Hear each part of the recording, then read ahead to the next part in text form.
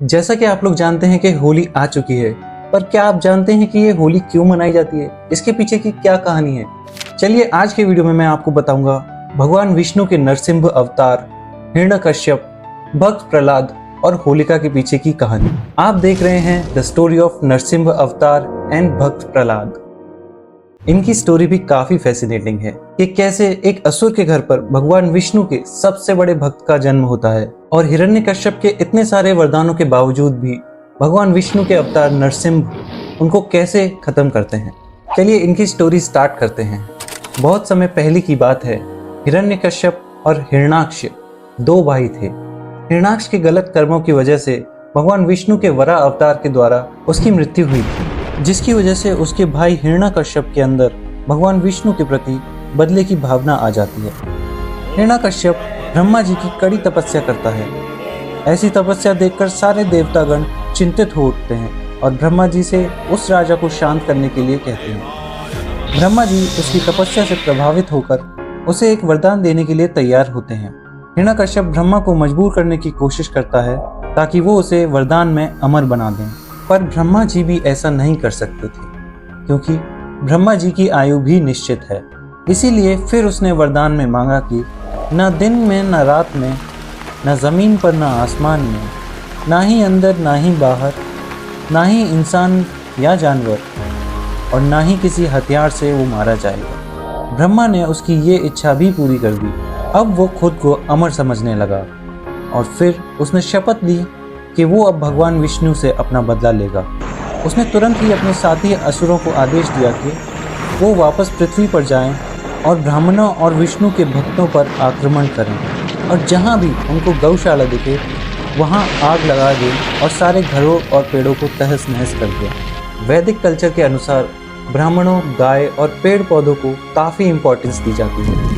हिरण्यकश्यप को ये बात पता थी कि अगर वो इन 3 चीज़ों पर वार करेगा तो श्री विष्णु को बहुत दुख होगा क्योंकि ये चीज़ें उनको बहुत प्रिय हैं। हिरण्यकश्यप फिर अपने आप को दुनिया का सबसे बड़ा शक्तिशाली व्यक्ति बनाना चाहता था। उसके रास्ते में जो भी आता था मारा जाता था। वो हमेशा अपने भाई का बदला लेने के लिए श्री विष्णु की तलाश में रहता था। ब्रह्मा जी से वरदान पाने के बाद वो खुद को सुप्रीम गॉड यानी परम परमेश्वर मानने लगा था और उसने संसार में किसी भी तरह की देवताओं की पूजा करने पर रोक लगा दी थी।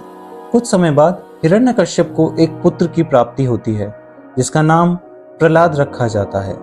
जब प्रहलाद का जन्म हिरण्यकश्यप की पत्नी कायधु के द्वारा हुआ, उस समय हिरण्यकश्यप हिमालय में घोर तपस्या के लिए गया हुआ था। अब भले ही प्रहलाद एक असुर के घर पर पैदा हुए थे, बट अनलाइक हिज फादर वो विष्णु जी के बहुत बड़े भक्त बन गए। प्रहलाद ने अपने जीवन की शुरुआत से प्रकाश और प्रेम फैलाया। उनके पिता हिरण्यकश्यप ने ऐसे कई उपाय किए जिससे वो प्रहलाद को अपने जैसे ही एक असुर बना पाए, पर उनके लाख कोशिश करने के बाद भी वो प्रहलाद की भक्ति को खत्म नहीं कर पाए। हिरण्यकश्यप से ये सहन नहीं हुआ कि उनका पुत्र उनके सबसे बड़े दुश्मन विष्णु की भक्ति में लगा रहता है। इसी वजह से हिरण्यकश्यप ने डिसाइड किया कि वो अपने पुत्र को जान से मार देंगे, पर ये इतना भी सरल नहीं था। हिरण्यकश्यप ने प्रहलाद को अपने सैनिकों के द्वारा मरवाना चाहा, पर उसके सैनिक भी प्रहलाद को मारने में असमर्थ हुए।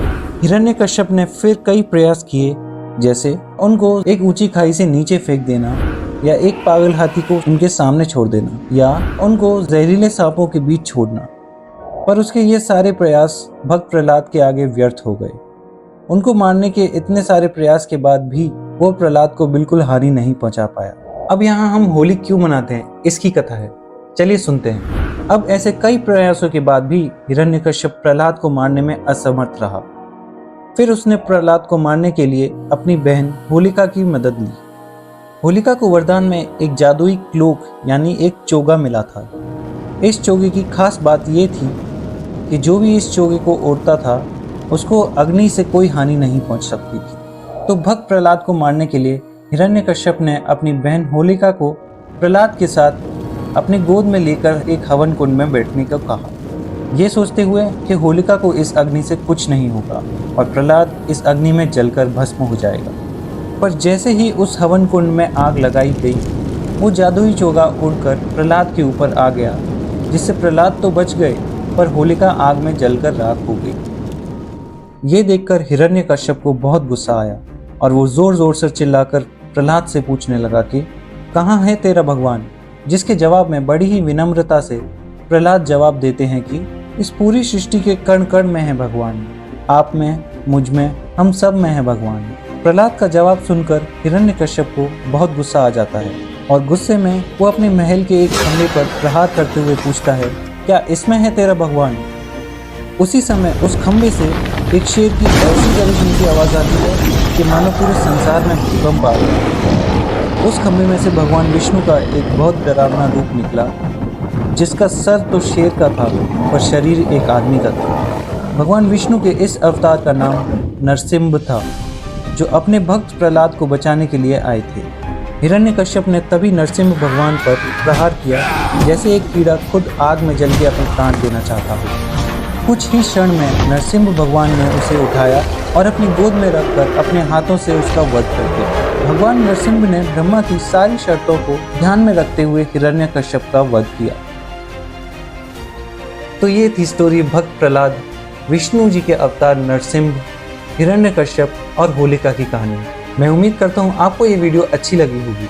अगर आपको ये वीडियो अच्छी लगी है तो प्लीज़ इस वीडियो को लाइक करना ना भूलें और हमारे चैनल द स्टोरी ऑफ को सब्सक्राइब ज़रूर कर लें। जय श्री राम।